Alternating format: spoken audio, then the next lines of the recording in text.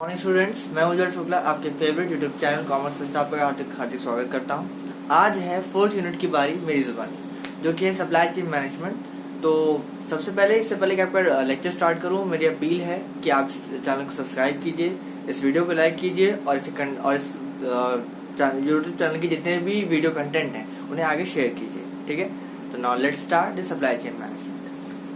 Supply chain management की अगर मैं बात करूं तो इसमें ऑलरेडी मैंने आपको फर्स्ट यूनिट में समझाया हुआ था कि इसमें प्रोड्यूसर से लेकर के कंज्यूमर तक सभी लोग आते हैं और वो एक तरीके से मिडिल मैन ही कहलाते हैं। तो सप्लाई चेन मैनेजमेंट और कुछ नहीं है, ये एक मिडिल मैन मैनेजमेंट है जिसके थ्रू हमारे पास गुड्स या सर्विस पहुंचती है फॉर फाइनल कंजम्पशन। ठीक है, सबसे पहली चीज कि सप्लाई चेन मैनेजमेंट दो तरीके का फंक्शन होता है, जो मैंने नीचे डायग्रामेटिकली प्रेजेंट किया हुआ है। पहला, सप्लायर्स और इनपुट सप्लाई यानी अंदर आने वाली, जिसके थ्रू हम उसको प्रोसेस करके या तो गुड्स में या फिर सर्विसेज में एंड यूजर यानी कंज्यूमर के आगे प्रेजेंट करते हैं। ठीक है, फिर दूसरा है एक आउटफ्लो है, जो कि आउटपुट टू कंज्यूमर्स है। तो आउटपुट किसी भी फॉर्म में भी हो सकता है, या तो गुड्स या फिर सर्विस होगा। ठीक है, अब मेन इसकी डेफिनेशन देख लेते हैं। सबसे पहला, the management of the flow of the goods and services, ये है सप्लाई चेन मैनेजमेंट। दूसरा है, it involves the movement of raw materials, of work in progress inventory end of finish goods from origin two point of consumption. जो मैंने यहाँ इसको diagrammatically किया था, वही चीज यहाँ पे थ्योरेटिकल फॉर्म में रखी हुई है। मेन है कि सप्लाई चेन मैनेजमेंट क्या करेगा, ऑब्वियसली वो flow of goods and services को ही मैनेज करेगा। तो उसमें ये है, वो यही देखेगा कि हमें किस टाइम पे कितनी सर्विस या गुड्स मार्केट में पहुंचानी है कि उसकी एक्सेस न होने पाए और उसकी शॉर्टेज भी ना होने पाए। ठीक, तो ओवरऑल सप्लाई चेन मैनेजमेंट का एक ही टास्क है कि हमारे गुड्स एंड सर्विसेज को इस तरीके से प्लान करना कि हमारी ना शॉर्टेज होने पाए और ना ही एक्सेस होने पाए। अगर शॉर्टेज होगी तो चीजें महंगी होंगी, और अगर एक्सेस सप्लाई यानी ज्यादा सप्लाई हो गया तो चीजें सस्ती हो जाएंगी, और उसमें हमारा कॉस्ट रिकवरी भी नहीं हो पाएगी। ठीक है, फिर है और उसमें वही कि it involves the movement of raw materials of finish goods, work in progress and the most important thing is कि फिनिश गुड्स जो है वो origin two point of consumption. तो ओरिजिन का मतलब है प्रोडक्शन प्लेस, यानी फैक्ट्री से उठाते हैं और सीधे पॉइंट ऑफ कंजम्पशन यानी एंड यूजर जिसे कंज्यूमर कहा जाता है उस तक पहुंचाया जाता है। ठीक है, तो यही था आपका पूरे सप्लाई चेन मैनेजमेंट। इसमें एक चीज एडिशनल मैं बताना चाहूंगा कि इसमें सिर्फ प्रोड्यूसर, होलसेलर, रिटेलर, कस्टमर या कंज्यूमर नहीं आता, इसमें हर लेवल पे मैनेजर्स भी आते हैं, क्योंकि मेन जो मैनेजमेंट वाला पार्ट है वो मैनेजर ही रोल प्ले करता है। यानी हर डिपार्टमेंट का एक मैनेजर आए, मतलब हर डिपार्टमेंट या मैनेजर इसमें इन्वॉल्व होगा और उसके थ्रू ये सारी जो चेन है इनपुट और आउटपुट वाली, ये पूरी एग्जीक्यूट कराई जाएगी। ठीक है, अब आइए बात करते हैं कंसेप्चुअल मॉडल ऑफ एससीएम यानी सप्लाई चेन मैनेजमेंट, और फिर चलेंगे आगे। बात करते हैं कंसेप्चुअल मॉडल ऑफ एससीएम की। तो कंसेप्चुअल मॉडल में कुछ खास नहीं है, मेन है कि supply chain acts as an connecting chain of materials from the suppliers to the manufacturer, then to the distributor, then to the retailer and then finally to the ultimate consumer और customer। Main है जो मैंने बताया था कि supply chain management producer, wholesaler, retailer, customer, consumer, same पूरी कहानी यहाँ लिखी हुई है कि सप्लाई चेन कुछ नहीं करता, एक कनेक्टिंग चेन होता है कि इसके बीच में मैन्युफैक्चरर, देन सप्लायर, देन आपके कहते हैं distributor, then retailer and then finally the customer, जिन्हें हम कंज्यूमर के नाम से भी जानते हैं। ठीक, ओवरऑल लिंकिंग चेन है, ऊपर से नीचे तक आती है, यानी डाउनवर्ड फ्लो में रहती है प्रोड्यूसर से लेके कंज्यूमर तक।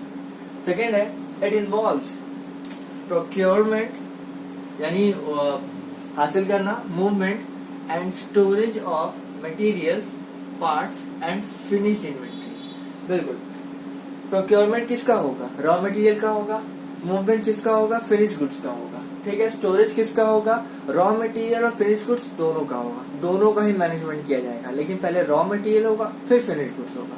ठीक, पार्ट्स में मान लीजिए कोई आप मशीनरी में डील करते हैं, तो मशीनरी में अगर डील कर रहे हो तो ऑब्वियस सी बात है कि उसके स्पेयर पार्ट्स आपको स्टॉक करके रखने पड़ेंगे, तब आप उसको फाइनली यूज कर सकते हैं।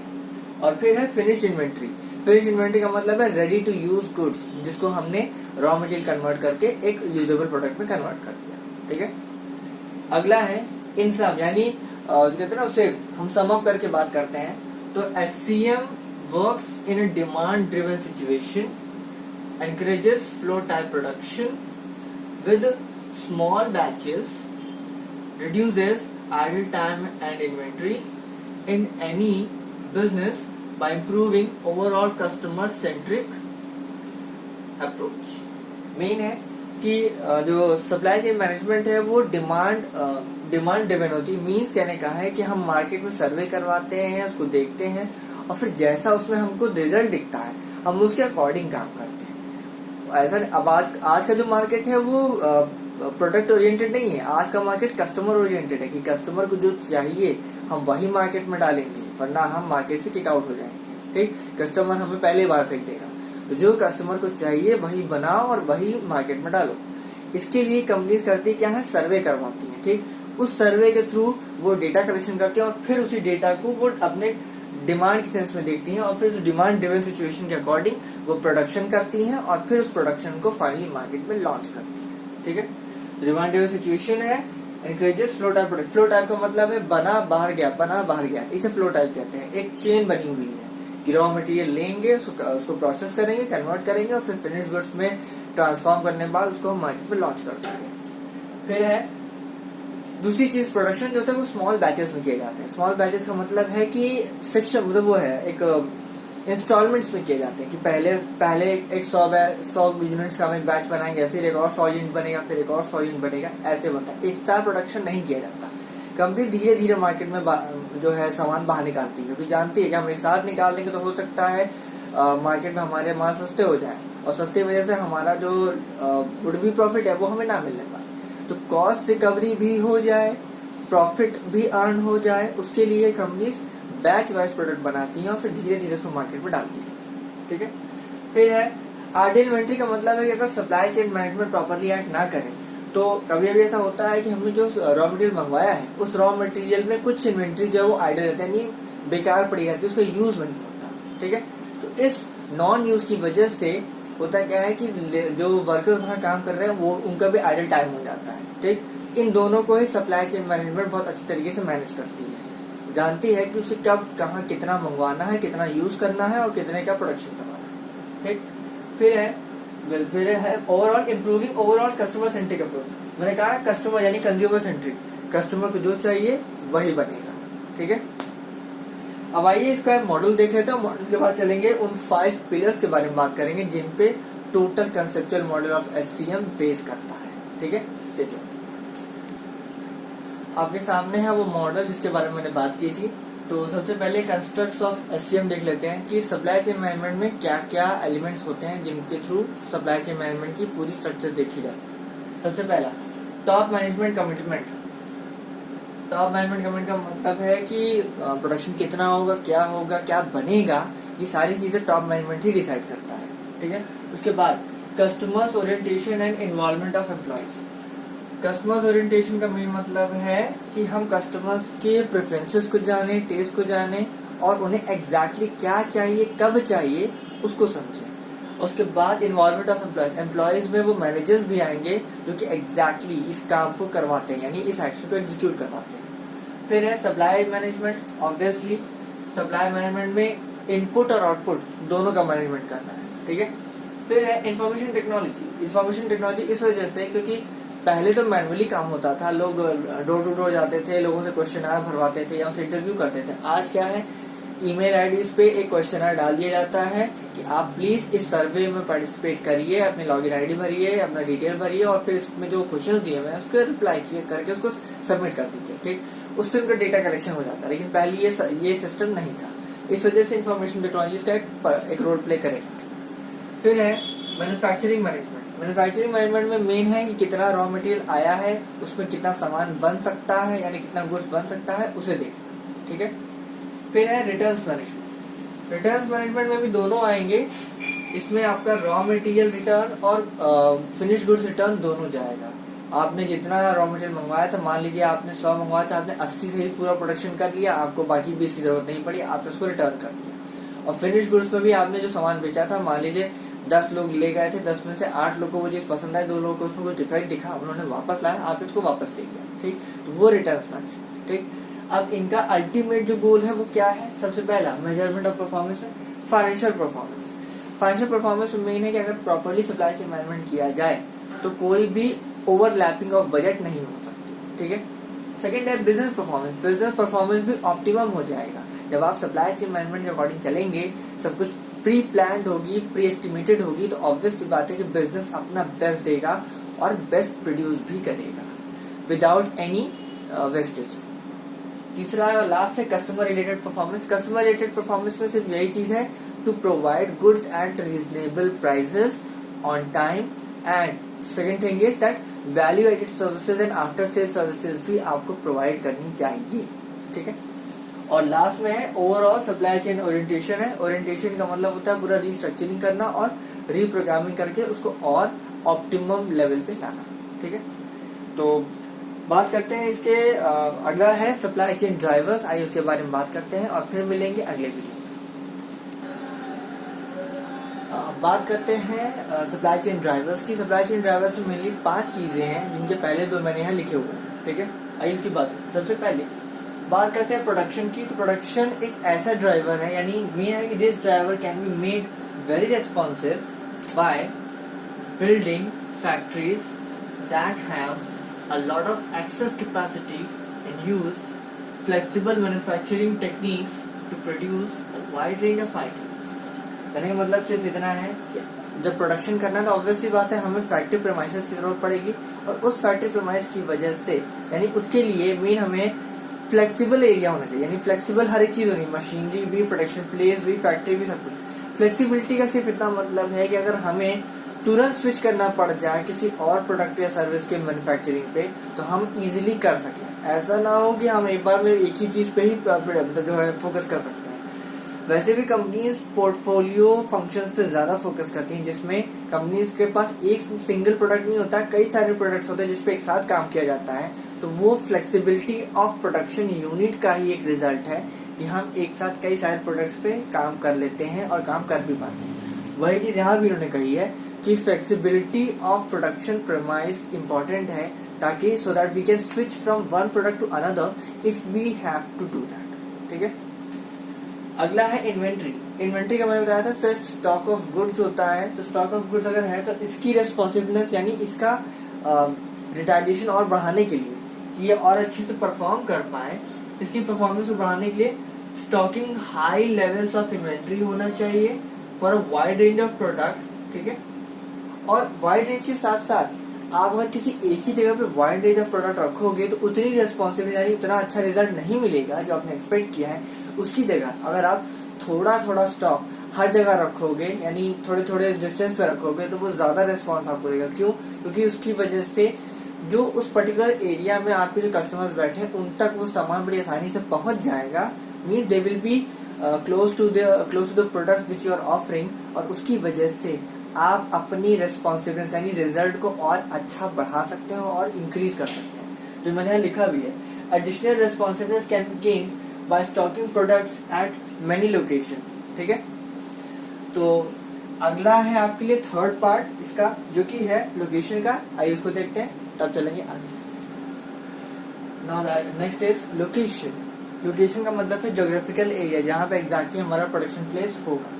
Main allocation decision that emphasizes responsiveness would be one where a company establishes many locations that are close to customer base. Obviously, किसी भी कंपनी का कोई एक प्रोडक्शन प्लेस नहीं होता है, उसकी कई सारी लोकेशंस होती हैं, चाहे वो प्रोडक्शन की हो चाहे वेयरहाउसिंग की हो, यानी जिसे हम स्टोरेज ऑफ गुड्स कहते हैं। तो मेन है कि अगर रेस्पॉन्सिवनेस को बढ़ाना है, आपको मेन ऐसे लोकेशंस को ट्रेस करना होगा जहाँ पे आपके कस्टमर्स आपके प्रोडक्शन यानी स्टोरेज प्लेस पे काफी पास हो। इससे आपकी जो रिजल्ट है जो आप एक्सपेक्ट कर रहे हैं वो ज्यादा होगा, और उस मैक्सिमम रिजल्ट की वजह से आपकी हाई लेवल ऑफ रिस्पॉन्सिबिलिटीज भी बन जाएगी, ठीक है। अगला है ट्रांसपोर्टेशन। ये सबसे इम्पोर्टेंट है, मतलब ये सेकंड मोस्ट इम्पोर्टेंट है। इसके बाद जो मैं टॉपिक लाऊंगा इसके बाद वो है इंफॉर्मेशन का। सबसे पहले ट्रांसपोर्टेशन देखते हैं। ट्रांसपोर्टेशन में मेन है कि आजकल हर कंपनी, हर मैन्युफैक्चरर ट्रांसपोर्टेशन के थ्रू ही कर रहा है। पहले भी था, लेकिन आज ट्रांसपोर्टेशन में जो एक चीज एड ऑन हुई है वो है इंफॉर्मेशन। इंफॉर्मेशन के बाद ट्रांसपोर्टेशन हो जाता है। क्या है कि responsiveness can be achieved by a transportation mode that is fast and flexible as like trucks and airplanes. यहाँ पे फ्लेक्सिबिलिटी का मेन मतलब है कि इसमें एक ट्रक के अंदर बहुत सारे सामान लोड किए जा सकते हैं, कोई एक सिंगल सामान लोड नहीं कर सकते, ठीक है। वैसे ही एयरप्लेन्स में क्या हम उसको एयर मीडियम के थ्रू हम उसमें ढेर सारा मतलब जितनी उसमें वो है परमिटेड लिमिट है, यानी permitted limit of weight volume में जो भी है उसको हम डाल करके हम उसको भेज सकते हैं और कई सारा सामान भेज सकते हैं। उसके साथ ही साथ मैंने जो और भी कई कंपनीज हैं जो कि इंटरनेट पे अपना सामान सेल करती हैं, उनका एक ही तरीका है रिस्पॉन्सिवनेस के हाई लेवल को पाना, और वो है कि वो ट्रांसपोर्ट यूज करती हैं अपने प्रोडक्ट्स को डिलीवर करने के लिए, जो कि 48 आवर्स या उससे कम या कभी कभी बहुत एक्सट्रीम केस हुआ तो 72 आवर्स में आपको डिलीवर करती है। इसका सबसे बड़ा एग्जांपल है क्या मालूम है? ऑनलाइन कंपनी यानी अमेजन है, फ्लिपकार्ट है और जस्ट डायल है। ये सब क्या करती है? इनमें सबसे बड़ा तो अमेजन ने खुद की डिलीवरी सर्विसेज स्टार्ट कर दी है, जिसके थ्रू वो आपके ऑर्डर को 48 आवर्स या उससे कम टाइम में भी डिलीवर करने का आपको ताकत रखती है। मैं एक चीज आपको बताना भूल गया कि लोकेशन में एक एग्जांपल मैंने सोचा था, वो था कि जो fast food chain company, fast food chain stores हैं, वो क्या करते हैं, वो ऐसी जगहों पे अपना सामान खोलते हैं या अपने स्टोर्स को खोलते हैं जहां पे उन्हें पता है कि हमें अच्छा खासा रिस्पांस मिलेगा। अब अगर मैं जंक फूड बनाने वाली कंपनी जैसे ये पिज्जा हट है या बर्गर किंग है या कुछ भी है, तो इनको अगर मैं गांव देहात में खोल दूं तो क्या वहां पे कोई रिस्पांस मिलेगा? रिस्पांस मिलेगा वहां पे, लेकिन वो नहीं मिलेगा जो हमें शहर में मिल जाएगा, ठीक। इसीलिए आपने देखा KFC है, पिज्जा हट है, डोमिनोज है, बर्गर किंग है, जो भी है, ये सब के सब अधिकतर आपको अर्बन एरियाज में दिखा देते हैं, रूरल एरियाज में ये कम जाते हैं, ठीक है। तो आइए अगला देखते हैं, लास्ट है इंफॉर्मेशन का, फिर इसका एक मॉडल देखेंगे और फिर मिलेंगे अगले वीडियो। लास्ट पॉइंट है आपके सप्लाई चेन ड्राइवर्स का इंफॉर्मेशन आपकी जो बाकी चार थे, जिसमें आपका प्रोडक्शन था, इन्वेंट्री था, लेआउट था और ट्रांसपोर्टेशन था, इन चारों को एब्जॉर्ब कर लेती है। मींस इंफॉर्मेशन अपने में खुद एक बेस है जो कि इन बाकी चारों एक्टिविटीज को डिसाइड कर देता है। तो ओवरऑल सिर्फ इतना है कि जैसे जैसे टेक्नोलॉजी चेंज हो रही है वैसे वैसे हमारा इन्फॉर्मेशन सिस्टम या इन्फॉर्मेशन स्पीड भी बढ़ती जा रही है। पहले क्या था, इन्फॉर्मेशन कैसे मिलती थी? हम सर्वे कराते थे, उस सर्वे के बेसिस पे डेटा कलेक्शन करते थे और फिर उस डेटा को शेयर करते थे पूरे ऑर्गेनाइजेशन में कि ये प्रेफरेंसेस आए हैं कस्टमर्स के, ये फैशन ट्रेंड चल रहा है, इसको ऐसे बनाना है, इसको वैसे बनाना है। अब ऐसा नहीं किया जाता, आपके ईमेल आईडीज पे जो है एक लिंक भेज दिया जाता है, उस लिंक को आप जैसे ही क्लिक करते हैं आपको एक पूरा ओपन पेज मिलता है जिसमें आपको अपनी डिटेल भरनी होती है और एक क्वेश्चन आपको फिलअप करना होता है, ठीक। ये तरीका है आजकल का इन्फॉर्मेशन शेयरिंग का और डेटा कलेक्शन का। जैसे जैसे टेक्नोलॉजी में चेंजेस आ रहे हैं वैसे वैसे ये इन्फॉर्मेशन और ज्यादा स्पीडी हो रही है और ज्यादा इफेक्टिव हो रही है, ठीक।